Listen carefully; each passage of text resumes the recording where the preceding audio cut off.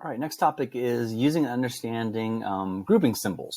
So some people call them grouping symbols. Some of the people will call them brackets. Some people call them parentheses.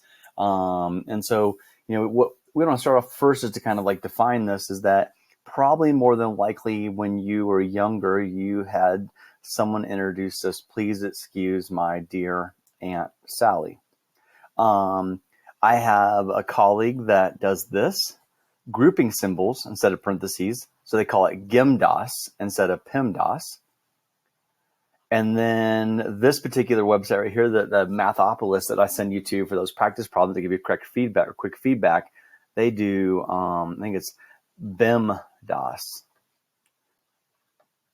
And so it's like the same idea. It's like brackets, grouping, or parentheses. So same idea. So the biggest thing is we just want to clarify that like these symbols represent grouping. And so that we want to be able to kind of work through and get to these solutions in using the correct order. So we'll run this page just like we ran the previous situations. If you want to hit pause right now, go through and do your best to go ahead and tackle this particular problem right here.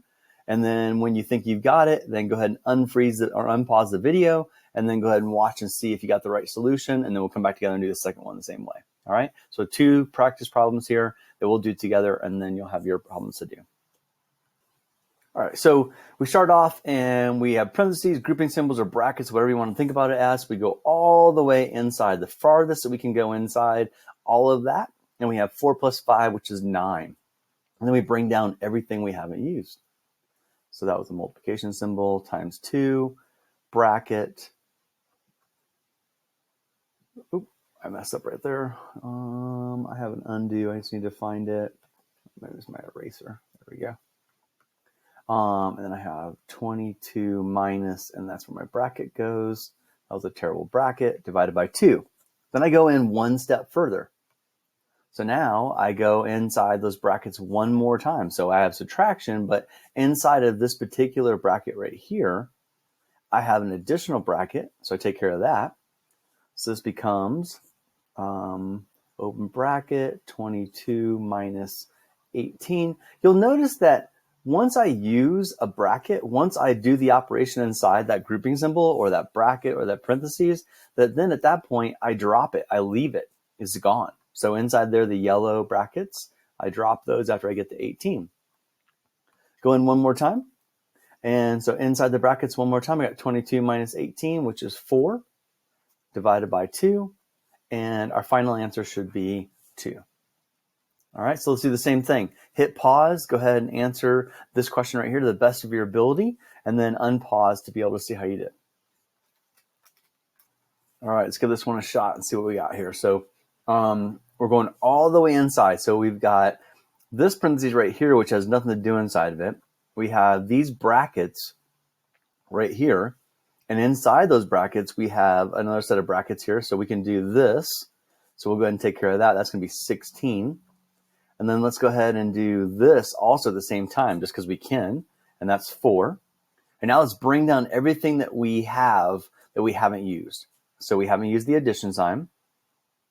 We still have the brackets. We haven't taken care of those 2 things. We've just taken care of these smaller pieces inside.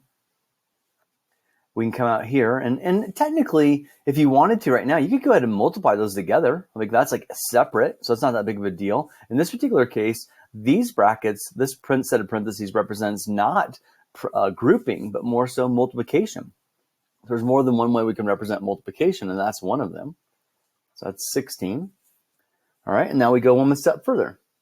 And so we go inside the brackets one more time. 16 plus 4 is 20.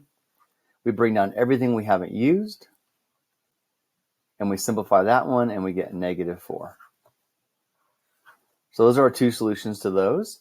What I want to do is I want to show you real quickly. So I'm going to lose this writing on my screen when I bounce away, but so make sure you got the video. You can hit pause and then come back to this. But I want to show you. So at this point, what my intentions were is that you'd pull out your phone, you take a screenshot, and let me just you'd take a screenshot, and then you would on your phone, or you could share that website or whatever. The website will also be listed inside the classroom. You could practice those problems on your phone, and then just kind of keep moving along and have your notes in front of you. So Let's see. So I'm going to go here. I'm going to exit. And let's see. Yep. So, wrong one. Wrong one. Uh-oh, I got to hit pause and find it. I lost it. Sorry about that. Give me 1 second. All right, so at this point, what I've done is I've connected you with another one of the websites that I really like, this Math is Fun or Mathopolis. And the reason I like it is because not that you need to look at this lesson here. Let me just minimize this. Not that you need to look at this lesson because we just went through it, but more so because as you scroll down, you get the you do questions. And I like that because you get instant feedback. And so you can click on that. Some of these may be way easier, but the idea is they are going to have grouping symbols in there. And so you can then, go through, get out your piece of scratch paper, solve this question. Don't use a calculator. Actually, work it out. And let's skip ahead and see how hard they get. So yeah, there's some parentheses there for you to work with. So that's why I like this. You get instant feedback whether you got it right or wrong. These are practice questions. Once again, they're not for homework.